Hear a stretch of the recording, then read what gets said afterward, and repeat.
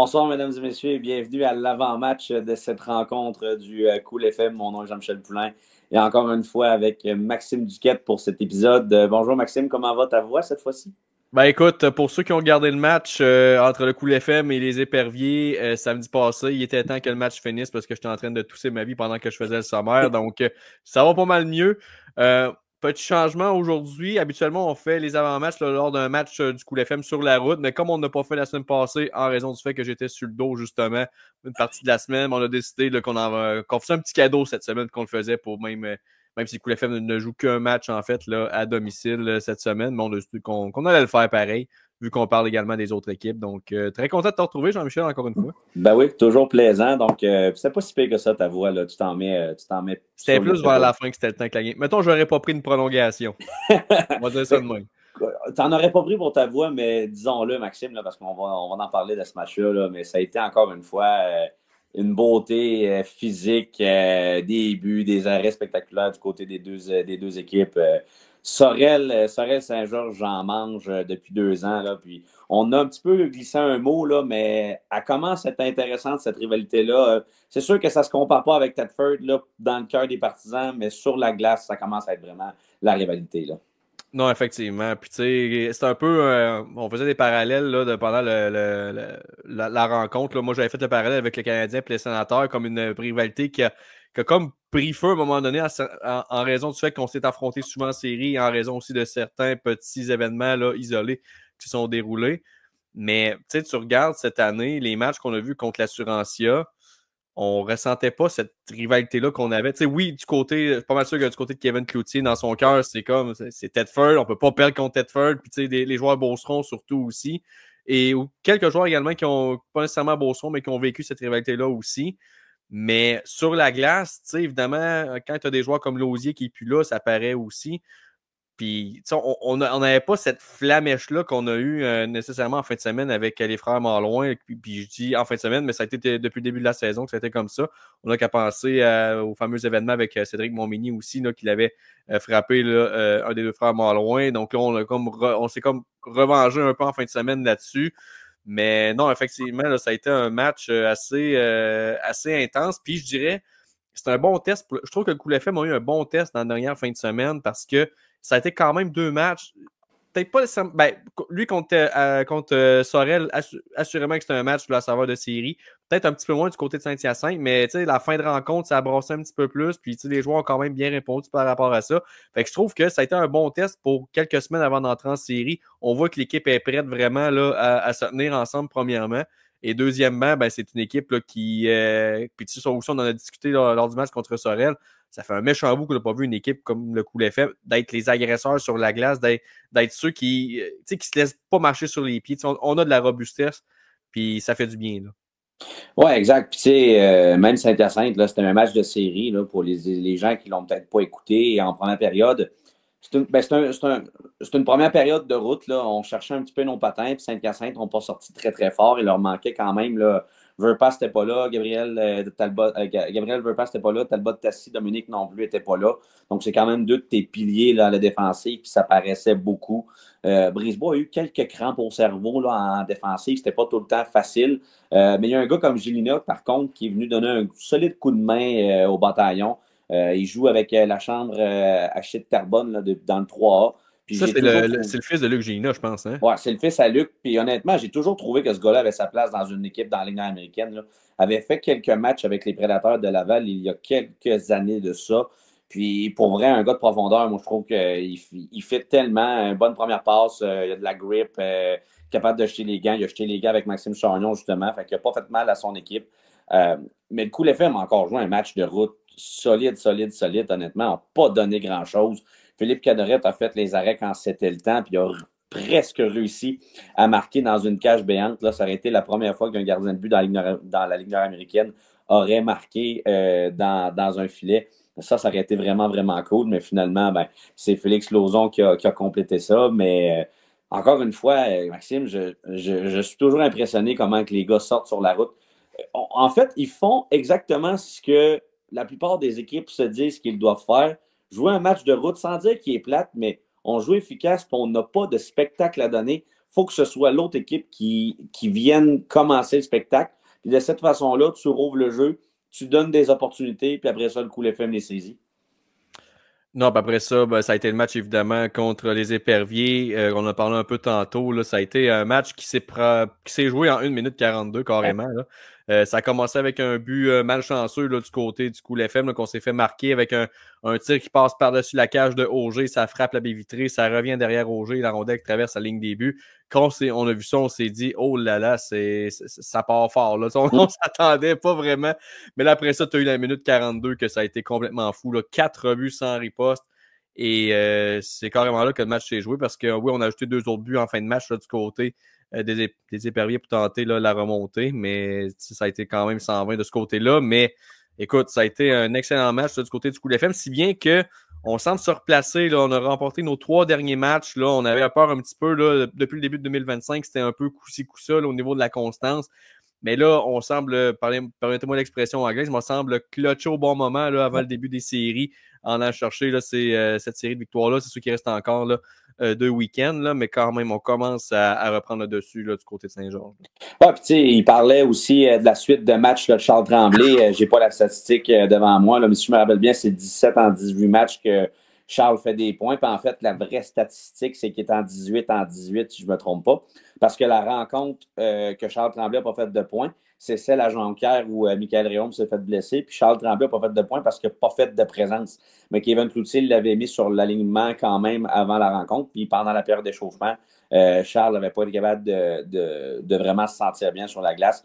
Par mesure préventive, on l'avait débarqué. Donc, en tant que tel, Charles Tremblay est 18 en 18 là, sur sa séquence de points. C'est vraiment exceptionnel ce qu'il est en train de faire, Charles. Puis tu l'as dit à un moment donné dans la rencontre, quand il décide de partir son coup de patin, là, ça a été tellement explosif. Il a battu Mathieu Brodeur 2 fois de la même façon. Puis quand il a réussi à ramener la passe là, à William Leblanc, c'était de toute beauté. Là. Ouais, écoute, Charles Tremblay qui multiplie là, les jeux de la semaine là, depuis le début de la saison. Là, il nous sort des belles pièces de jeu. Là, c'est assez fou. Là. Sinon, du côté du bataillon, ça va moins bien là, dernièrement. Tu sais, oui, on a remporté notre dernier match là, contre Rivière-du-Loup en prolongation. Mais avant ça, c'était 4 défaites là, consécutives qu'on a subies. Et pourtant, on a tellement des bonnes performances là, du gardien, là, David Richer. Je regardais ça tantôt, là, les statistiques. Là. Je vais te nommer, c'est 5 derniers départs, là, c'est incroyable. Là. C'est 5 départs au-dessus de 900 premièrement. Puis ça, dans la Ligue nord-américaine, 900, c'est pas comme dans la LNH qu'on se dit, bah, c'est pas 915, 920, c'est pas si spectaculaire que ça. Mais tu sais, dans la Ligue nord-américaine, dans un circuit qui est plus offensif, là, quand tu pognes le 900, là, c'est très bon. Tu regardes ça, dans ces 5 derniers matchs, on a 2 buts accordés, 956. Ensuite, 3 buts accordés, 906. 3 buts accordés, 903, 2 buts accordés, 947, puis 1 but accordé, 980. Écoute, avec des chiffres comme ça, s'il peut poursuivre sur cette lancée-là du côté du bataillon et aussi lui donner un support offensif également, je pense que c'est ça aussi qui fait peut-être un petit peu plus défaut là, dans les dernières rencontres. Mais si on peut réussir à soutenir ça et que Richer garde les buts ou Boutillier aussi s'il réussit à faire la même chose, ça va être plus tannant de jouer contre le bataillon aussi. Oui, les deux gardiens ont à peu près la même moyenne. Là. Je me rappelle, c'est 909 environ là, que les deux gardiens sont, Boutillier et Richer. Puis honnêtement, c'est une belle opportunité pour Richer parce qu'il roulait sa bosse dans le 3A depuis quelques années, lui aussi avec Terrebonne. Moi, je dis souvent la blague que Terrebonne serait capable de rentrer dans la Ligue américaine puis pas avoir l'air fou. Là. Il serait capable de battre Saint-Hyacinthe puis battre Québec facilement. Puis, oui, il en manquerait un petit peu pour jouer contre Saint-Georges et Sorel cette année. Peut-être Thetford et Laval aussi. Mais c'est quand même une équipe qui aurait certains morceaux qui seraient intéressants. On a David Bastien notamment là, qui fait partie de cette équipe-là. Mais bref, oui, David Richer, belle surprise cette année. Puis tu sais, je cherchais qui pourrait être joueur défensif recru de l'année. Est-ce que David Richer pourrait faire partie de cette catégorie-là, vu les statistiques qu'il offre présentement? Ben écoute, ça serait une considération à avoir également. Ça dépend toujours aussi sur quoi qu'on se base là, pour donner un tel prix. Mais si on veut regarder du côté d'un gardien de but, je pense qu'il y a un Richer. Puis tu sais, même contre le Cool FM, là, ça a pris 2 filets déserts de mémoire là, pour gagner ce match-là. C'est 2-1 pas mal tout le long. Ouais. Puis c'est lui qui a gardé pas mal l'équipe dans la rencontre également. Donc ça serait bien. Moi, honnêtement, je déchirerais pas ma chemise si c'était lui qui était nommé recrue défensive de l'année. Sinon, parlant de défensive, un autre joueur, défensive, mais offensive en même temps. Un autre joueur là, qui se démarque très bien du côté du bataillon, c'est Dominique Talbot-Tassi, qui a récolté quand même 11 points à ses 5 derniers matchs, dont un match de 5 points là, dans la dernière rencontre là, dans laquelle il a pris part. Donc, un autre joueur là, qui va très bien à la ligne bleue. C'est pas mal le pilier. Là. Je pense qu'on va s'entendre pour dire que c'est pas mal un des piliers à la ligne bleue là, du côté du bataillon. Oui, puis tu l'as senti à Laval aussi quand il a quitté pour que ce soit Saint-Hyacinthe ou que ce soit aussi avec les bâtisseurs à Montcalm. Ça a créé un trou dans cette défensive-là. J'en parlais avec des amis aussi du côté de Laval. Oui, Larose est parti, mais je pense qu'un gars comme Talbot-Tassi, on le sous-estimait un petit peu. C'était un 4, même que c'était même un 5e dans cette défensive-là, mais c'était un 5e tellement de luxe là, que quand tu regardes ça maintenant, tu te dis, mon Dieu, qu'on était chanceux de l'avoir sur un 3e, 2e duo là, du côté de Saint-Hyacinthe, du côté de Laval. Puis en plus, ben, quand Gabriel Verpasse n'est pas là, ben, ça donne encore plus de minutes à Talbot-Tassi. Puis il fait très, très bien depuis qu'il est arrivé dans la Ligue américaine. Là. Donc, juste pour closer le segment, là, c'est un 5e affrontement entre les deux équipes. Le Cool FM qui a eu le dessus 3 des 4 fois. Par contre, c'est Saint-Hyacinthe qui a eu le dessus la première fois. Le 13 octobre dernier, ça s'était terminé 4-2. Ensuite, on a enchaîné là, 2 grosses victoires du côté du Cool FM. Celle du 14 décembre, ça s'est terminé 7-3. Une autre 2 semaines plus tard, le 29 décembre, 7-2. Et là, le match de la semaine dernière là, qui s'est terminé plus serré par la marque de 4-1. Mais comme j'ai mentionné, là, 2 buts dans des filets déserts à la toute fin. Donc, on peut dire que c'était pratiquement un match de 2-1 là, à ce niveau-là. Sinon, toi, Jean-Michel, est-ce qu'il y a des trucs que tu veux surveiller particulièrement dans ce match-là? Je sais que dans les 2 derniers duels, disons que la robustesse a été à l'honneur. Là, on se rappelle la dernière visite là, du bataillon à Saint-Georges. Bon, de mémoire, c'était le retour de Dave Hamel ou c'était dans les matchs où Dave Hamel était de retour. Ouais. Et la fin de rencontre s'est terminée un peu là, dans le brasse camarade et on avait un certain propriétaire du bataillon qui n'était pas trop de bonne humeur sur la galerie de presse. Et là, dernier match aussi, il y a eu 5 combats également dans cette rencontre-là. Est-ce que tu t'attends à ce qu'on y aille encore dans cette avenue-là ou tu t'attends peut-être plus à un match tranquille là, entre les deux équipes? Là? C'est sûr que. L'équipe n'a plus grand-chose à gagner d'ici la fin de la saison. Il y a peut-être plus Saint-Hyacinthe qui pourrait là, améliorer son classement là, avec des victoires. Là. Ouais, puis tu sais, Dave Hamel est suspendu pour 5 matchs, donc on ne le revoit pas d'ici la fin de la saison. Tommy Veilleux ne sera pas là non plus. Son équipe à Nicolette joue. Sacha Roy ne devrait pas être là non plus parce qu'il joue à Nicolette. En termes de robustesse, il y a André Thibault là, qui devrait être là, mais en tant que tel, je pense qu'il y a une certaine rivalité qui se crée avec Saint-Hyacinthe naturellement. Il y a des gars qui ont joué pour le Cool FM, Philippe Hudon, Danny Potvin notamment, qui ont joué pour le Cool FM aussi. Dominique Lapensée. Qui t'a dit, excuse? Samy Carbonneau aussi. Samy Carbonneau, exact, qui était suspendu, que lui va être là. Ouais, c'est vrai, ça. Ça, c'est 2 gars qui n'étaient pas là la dernière fois qui vont être là. Zachary Gravel, Samy Carbonneau vont être là. Ça peut peut-être être tannant, là, jouer cette rencontre-là.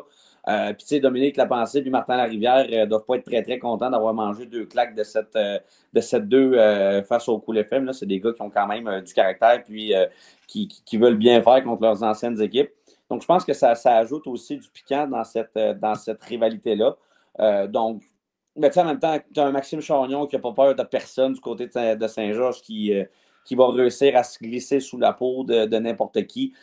Donc, est-ce que je pense qu'on doit aller jouer robuste? Oui, je pense que faut qu'on joue notre game finalement. Il ne faut pas qu'on se laisse intimider, mais je ne pense pas qu'on doit être obligé d'être les intimidateurs non plus. Fait que honnêtement, je ne sais pas trop à quoi m'attendre, je vais t'avouer, pour le restant de la saison. Là. Il y a certaines personnes qui disent que la saison régulière ne veut rien dire parce que tout le monde fait les séries. Je ne suis pas 100% d'accord, je ne suis pas 100% désaccord vu que l'avantage de la glace est quand même importante.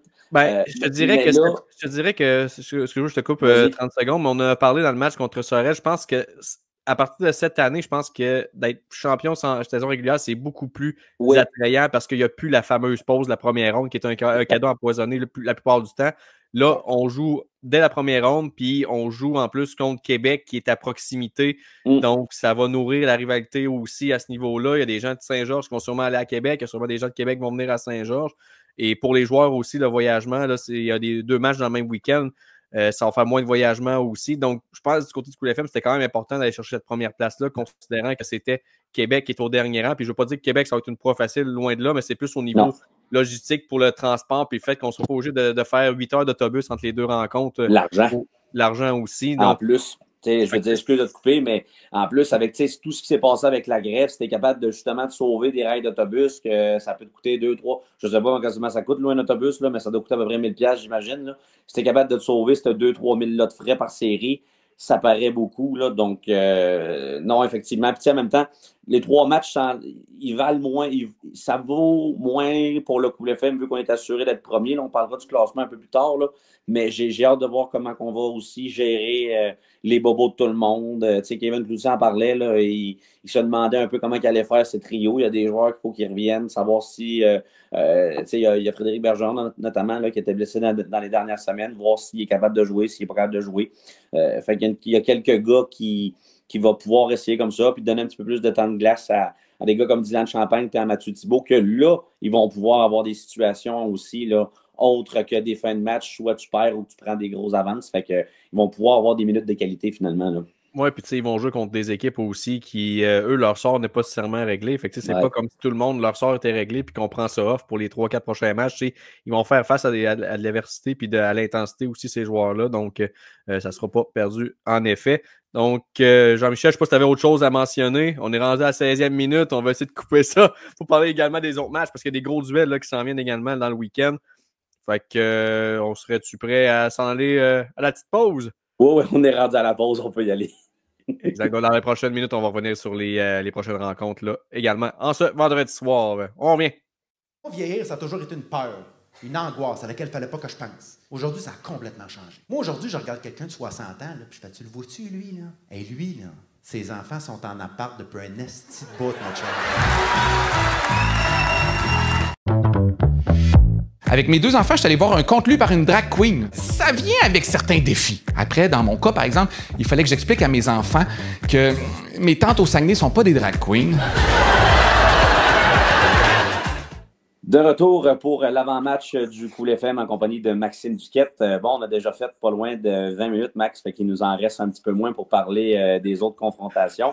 Mais quand même, on en parlait, c'est pas fini cette course-là. Là, la course entre le 6 et le 3, là, ça va être chaud. Puis je pense que ça va se terminer à la dernière rencontre de la saison. Ben écoute, dès ce soir, on a un match là, quand même important. Je pense que c'est le match le plus important de la soirée. L'Assurantia Thetford Mines qui joue contre les Trois-Îles de Rivière-du-Loup. Les 2 équipes qui sont nées à nez. Un point sépare seulement le 4e du 5e rang. Puis aussi, c'est la différence entre avoir l'avantage de la glace et ne pas l'avoir, l'avantage de la glace. Donc, très important d'aller chercher ces victoires-là du côté des 2 équipes. Chez les 3L, par contre, ça va plus ou moins bien là, dernièrement. Là, 3 défaites là, à leurs 3 derniers matchs. Donc, on va essayer de rebondir à ce niveau-là du côté de Rivière-du-Loup. Alors que l'Assurantia, on a perdu le dernier match contre le National en prolongation, mais avant ça, on avait remporté nos 3 derniers matchs. Donc, ça commençait à se replacer un peu plus là, du côté de l'Assurantia. Mais bref, assurément, là, le match à surveiller du week-end, mais de la soirée en tant que tel pour ce soir. Ouais, puis tu sais, on sait comment c'est dur jouer à Thetford. Saint-Georges, il va falloir qu'il joue contre Thetford encore une fois d'ici la fin de la saison. Donc, c'est clair que Thetford veut avoir l'avantage de la glace pour toutes les raisons qu'on connaît, puis aussi d'avoir leurs partisans derrière eux. Donc, si Rivière-du-Loup était capable d'aller chercher une grosse victoire de ce côté-là, ça leur donnerait une chance. Puis en même temps, ben, ils pourraient s'éloigner de Saint-Hyacinthe, là, parce que, tu sais, Saint-Hyacinthe, advenant une défaite de Rivière-du-Loup, puis que Saint-Hyacinthe remporte contre le Cool FM, ça resserre encore plus l'étau là, entre Rivière-du-Loup et Thetford. Là. Ben, en fait, Rivière-du-Loup et Saint-Hyacinthe, puis Thetford, ben, eux vont aller dépasser Laval, tout dépendant si Laval remporte ou remporte pas. Là. Sinon, l'autre match ça c'est peut-être le match qui... Puis tu sais, je veux pas manquer de respect aux 2 équipes, mais je pense que côté impact sur le classement, je pense que c'est lui qui n'a pratiquement aucun. Là. Les Éperviers face au National. Du côté des Éperviers, on est pas mal assuré de terminer au 2e rang, là, en moins de... Bon, on est assuré, en fait. Là, il y a quand même 7 points qui séparent là, la 2 et la 3e position. Et tu as évidemment Québec qui, eux, vont terminer là, au dernier rang au classement. Tu t'attends à quel genre de match? Est-ce que c'est un genre de match où on va, du côté des 2 équipes, justement, garder ça tranquille pour éviter justement d'avoir des blessures inutiles là, dans les escarmouches et tout ça? Est-ce qu'on va juste...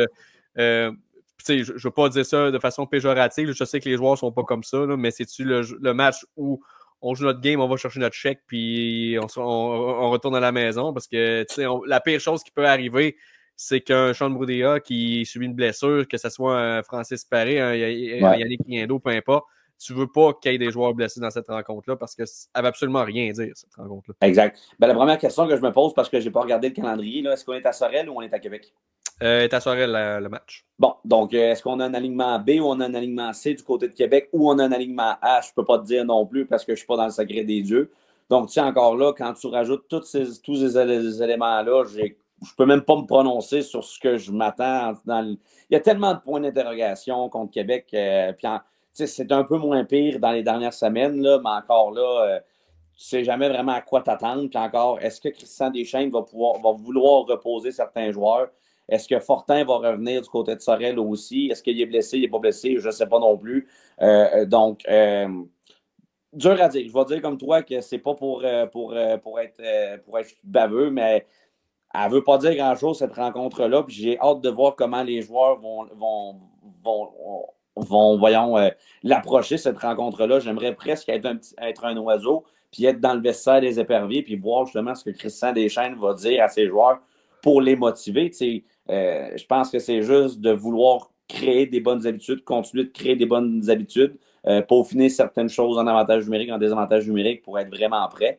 Parce qu'une confrontation Jonquière-Sorel, là, ça ne sera pas si drôle que ça non plus. Je parlais avec Kevin Lusignan, puis Sorel n'aime pas tant que ça Jonquière. Jonquière sont allés chercher 2 grosses victoires sur la route, là, notamment à Sorel-Tracy. Donc, puis en plus, faire Montréal-Jonquière, le parc aller-retour, là, ce ne sera pas si drôle que ça non plus. Donc, ça peut jouer là, il y a beaucoup d'éléments là, qui peuvent être intéressants dans cette série-là. Tu sais, je disais que bon, ce match-là ne voulait pas rien dire, mais je pense que du côté de Sorel, on va vouloir repartir sur des bonnes bases parce que c'est une autre équipe aussi qui ne va pas super bien dernièrement. Là, 3 défaites de suite, dont une contre les Marquis, comme tu as mentionné. On a perdu aussi en tir de barrage contre les Pétroliers. Et évidemment, la semaine passée, on a perdu également contre le Cool FM. Donc, du côté des Éperviers, peut-être essayer de restarter la machine à temps pour le début des séries. Du côté du national, ben écoutez, c'est sûr que oui, on a remporté le dernier match là, contre l'Assurantia, mais avant ça, c'était une série de 6 défaites. Là. On ne se fera pas de cachette. Là. Je pense que cette équipe-là manque un peu de profondeur à toutes les positions. Ouais. Et quand on avait l'alignement A, ça aide beaucoup, mais c'est ça, c'est qu'on ne sait jamais quand que cet alignement-là. J'espère que du côté du national, on va avoir un alignement complet pour la plupart des matchs en série parce que tu ne peux pas avoir pratiquement 2 équipes différentes, là, une sur la route puis une à domicile. Là. Non, parce que de toute façon, il va te manquer une rencontre à la fin et si on se rend à Game 7, d'être capable de gagner tous nos matchs à la maison. La Game 7 va être à Saint-Georges, fait que les gars vont être obligés de descendre à ce moment-là. Puis c'est pas parce que les gars ne veulent pas jouer à Saint-Georges ou ne veulent pas jouer sur la route, là, c'est juste l'horaire qui arrive comme ça. Mais tant qu'à parler de Québec, Maxime, je pense qu'on peut mentionner que Francis Paré là, va aller entraîner l'équipe féminine de l'Italie. Vraiment, chapeau Francis, si jamais il écoute ça à un moment donné, là, vraiment impressionnant. C'est un autre gros morceau dans son CV là, qu'il va pouvoir ajouter. Et dernier match au programme ce vendredi, c'est peut-être le match de la dernière chance du côté des Marquis pour se garder dans le peloton justement là, entre les positions là, 3 et 7. En venant une défaite, ça va se corser avec le nombre de matchs qui va rester. Quoique, je pense qu'ils ont un match en main sur tout le monde. Donc, c'est peut-être pas le match de dernière chance présentement, mais disons que ça prendrait quand même ces 2 points-là pour se garder dans la lutte là, avec le pool d'équipe là, composé de Laval, Thetford, Rivière-du-Loup et Saint-Hyacinthe. Match qui va se dérouler du côté de Laval. Évidemment, c'est jamais plaisant de jouer du côté du bon vieux Colisée de Laval. Les Pétroliers, eux, qui ont 2 victoires là, consécutives. On a battu les Éperviers et on a battu également le Bataillon là, dans cette séquence-là. Et dernier match là, qu'on avait joué entre les 2 équipes, ça avait été une victoire là, des Pétroliers 6-4 du côté de Laval également. Donc, comme j'ai mentionné, peut-être un match qui veut... Ben, je ne voudrais pas dire quelque chose pour les Marquis parce qu'évidemment, du côté de Laval, on veut aussi aller chercher ces 2 points-là pour se maintenir dans le top 4 et ce fameux avantage de la glace-là. Mais quand même un match important pour les 2 équipes, finalement, quand on regarde ça là, froidement. Oui, puis chapeau à Laval, honnêtement, ça a vraiment pas bien parti cette année, puis réussir à remonter top 3 comme ça, une fin de saison vraiment, vraiment impressionnante, là. Écoute, il faut donner à César ce qui est à César, là. Paquette et, c'est quoi son nom, c'est l'entraîneur-chef, Pierre Pelletier, ont réussi à faire un travail vraiment, vraiment bon avec les Joannettes, les Carons, les Hamelins de ce monde-là, qui ont réussi à repartir la machine. Puis non, effectivement, tu ne veux pas, du côté de Jonquière, laisser Laval se créer une certaine avance dans le classement. Puis, si on regarde ça, la série Saint-Hyacinthe-Laval, ça peut être une série qui brasse beaucoup.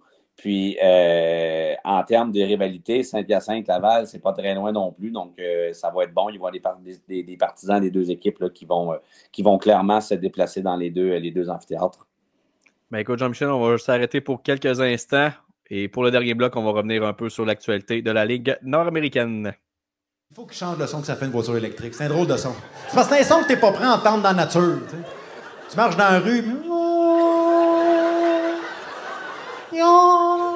tu cherches un ange, mais c'est une Prius qui se parque. Guillaume Pinot! Je veux pas me chicaner avec toi, là. Tu comprends pas, t'as pas d'enfant. Je sais que vous, les propriétaires d'enfants, vous n'aimez pas ça quand nous, les propriétaires de chiens, on compare nos élevages. C'est mon show, on va le faire pareil. Moi? De retour pour la fin de cet avant-match avec Maxime Duquette avant la rencontre du Cool FM. Donc, Maxime, pour ce qui est des nouvelles là, de la semaine, on va y aller avec les 3 étoiles de la dernière semaine dans la Ligue nord-américaine de hockey. Ouais, ça a été une semaine assez tranquille au niveau nouvelles. Donc, on va évidemment vous mentionner les 3 dernières étoiles de la semaine. Quand même une édition, je dirais, de gardien de but, c'est rare. Hein, une édition spéciale gardien de but. Alors que la 3e étoile a été attribuée à Zachary Boutillier du bataillon de Saint-Hyacinthe. La 2e étoile, on se dirige du côté de Québec là, avec Tristan Côté-Cazenave. Et la 1re étoile, là, on se dirige du côté du gardien des Pétroliers de Laval, là, Anthony Carmine Pagliarulo. Ben écoute, c'est quand même des gardiens qui ont effectivement eu des bonnes semaines au travail. Donc, je ne suis pas sur le derrière, mais j'aurais peut-être... penser qu'il y aurait peut-être eu un joueur à travers tout ça, mais non, on y va all-in avec les gardiens de but. Puis c'est correct aussi, il faut les honorer une fois de temps en temps. Quand même étonné qu'il n'y ait personne dans le match de 7-6 entre Jonquière et Saint-Hyacinthe qui a rentré dans le palmarès. Il y a eu un but 4 passes dans ce match-là, je pense que c'est lui. Qui ça? Dans ce match-là? Qui avait eu un but 4 passes, Dominique Talbot-Tassi. Le défenseur en plus, je l'aurais peut-être vu dans les 3 étoiles. C'est ça, je dis ça de même. Puis, tu sais, ça paraît que Nathan Larose est blessé, hein, puis qu'il n'est pas là parce que Nathan Larose n'est pas dans le top 3 des étoiles. Puis disons que il est souvent là dans les fins de semaine. Fait que, on espère que Nathan se porte bien. Là, puis on a bien hâte de le revoir là, avec le Cool FM. Puis sinon, peut-être rapidement, Maxime, la Ligue nord-américaine, là, qui encore une fois changer la coupe de nom, mais je pense que cette fois-ci, elle va rester assez longtemps là, avec ce nom-là. Oui, la coupe Gilles Rousseau. Oui. Je pense qu'effectivement, c'est un bel hommage. Là. Je veux dire, si on parle d'un gars qui a été un des bâtisseurs de cette ligue-là dans les dernières années, là, c'est bien lui. Donc, un peu, on a fait un peu la même chose avec la JMQ qu'on avait nommé le trophée Gilles Courteau là, lors de son départ. Lui qui avait été également commissaire pendant de très longues années pour la LHJMQ. Fait qu'on fait un petit peu la même chose avec la Ligue nord-américaine. Puis c'est pleinement mérité. Honnêtement, je préfère, puis tu sais, c'est opinion totalement personnelle. Là. Je veux dire, vous pouvez me garrocher des tomates, là, ça ne me dérange pas. Mais je préfère quand on attribue le nom comme ça à une personne pour rendre hommage plutôt qu'un commanditaire. Ouais. Mais ça, c'est juste ma question personnelle, de goût personnel, là, mais je trouve ça bien qu'on rende hommage à quelqu'un qui a mis du temps pour ce circuit-là. Et écoute, encore une fois, je ne vais pas déchirer ma chemise encore. Elle ne va pas déchirer ma chemise. Elle va clairement pas déchirer ma chemise. Et surtout pas pour cette annonce-là du côté du changement de nom pour la Coupe Gilles Rousseau. Oui, puis Gilles a donné du temps, de l'amour à cette ligue-là, alors qu'il aurait pu clairement faire autre chose dans sa vie. Là, en fait, tous ceux qui donnent de l'amour et du temps à la Ligue américaine de hockey. Ils le font pas pour l'argent, ils le font pour la passion du hockey puis la passion du sport. Puis Dieu sait qu'il en a vu des affaires. Gilles Rousseau, d'un 25 ans, qui a passé dans cette ligue-là. Là. Lui puis Michel pas Godet. Tout le temps aussi propre que ça l'est présentement. Lui et Michel Godet là, en ont vu des murs et des pas mûrs. Là. Ça prenait des avocats et des gens bien placés dans le domaine là, pour des fois peut-être sortir la Ligue de certaines situations. Donc, non, félicitations, Gilles. Puis je suis un peu d'accord aussi, comme toi. Ça démontre qu'on est fiers de nos bâtisseurs. Puis, c'est un peu le même principe que Joe Delisle. On lui a donné un trophée, puis je respecte vraiment ça. Maintenant, à quand qu'on va donner le trophée du meilleur défenseur à Matthew Medley? On va nommer son nom comme le meilleur défenseur. Et à quand que le trophée peut-être du meilleur attaquant va être Kevin Cloutier? Mais ça, je lance ça dans les airs. Ben écoute, peut-être que le commissaire actuel va nous entendre ces paroles-là et ça va peut-être faire son chemin, sait-on jamais. Ouais. Mais sinon, encore là, hein, est-ce que ça devrait être Mathieu Dumas ou ça devrait être Matthew Medley? Ah, là, t'en poses une bonne. Là. Je pense que c'est deux bons candidats. Là, mais on ne se trompe pas avec aucun des deux. Et sinon, ça va être Mathieu Benoît ou Kevin Cloutier. Ben écoute, ça prouve qu'il y a des joueurs qui ont marqué ce circuit-là, Jean-Michel. Exactement. Il faut juste les rendre hommage en leur donnant des noms de trophées. Exact. Merci beaucoup encore une fois, Maxime, d'avoir fait partie du jeu. J'espère que tu as apprécié. Puis, on va se donner rendez-vous dans quelques minutes alors que la rencontre va débuter. Oui, parce qu'on n'est surtout pas en train d'enregistrer ça un mercredi soir. Du coup, on se retrouve sur la passerelle. Oui, exact. Puis, merci d'avoir été avec nous. On se retrouve dans quelques instants pour la rencontre du Cool FM. Merci d'avoir été là. Et aussi, n'oubliez pas, si vous avez des commentaires, suggestions, on est preneurs. Bon match. Exact. Bon match.